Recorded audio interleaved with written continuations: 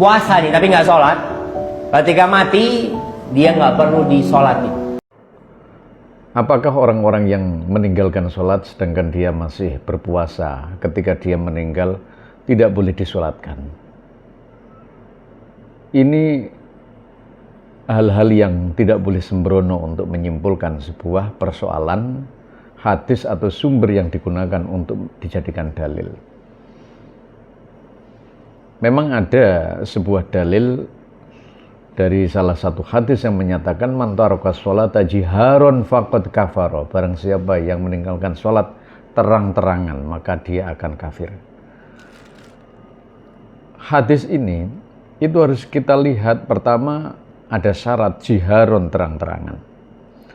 Terang-terangan itu artinya dia melawan Allah, dia bukan karena malas. Kalau dalam bahasa Jawanya angas. Lalu kemudian dia menyatakan dirinya bukan Islam, atau dia menyatakan bahwa memang sholat itu bukan kewajiban, padahal itu kewajiban, dan ini bisa menjadi murtad.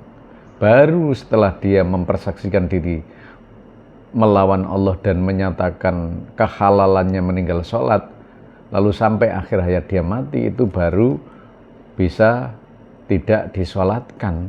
Tetapi kalau masih mustarok, artinya masih tidak jelas apakah dia itu karena malas ataukah karena dia melawan atau istihanah karena dia menghina Allah. Kalau masih belum jelas maka masih harus disolatkan. Dengan apa? Dengan alasan bahwa belum tentu dia bukan orang mukmin, dia masih mukmin, dia masih iman, dan kita tidak tahu iman itu hubungannya dengan hati.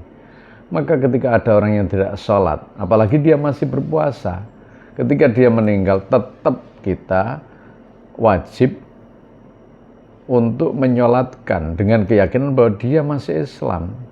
Dan itu artinya kita melaksanakan fardu kifayah atau fardu kifai, yang dimana kalau tidak ada orang yang menyolatkan, kita akan menjadi orang yang berdosa apalagi Anda sebagai seorang tokoh agama memfatwakan yang tidak sama dengan fatwa ulama.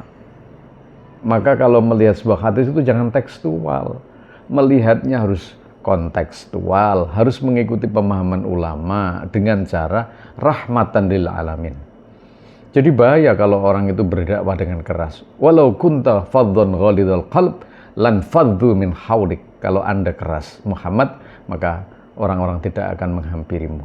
Artinya dia akan lari.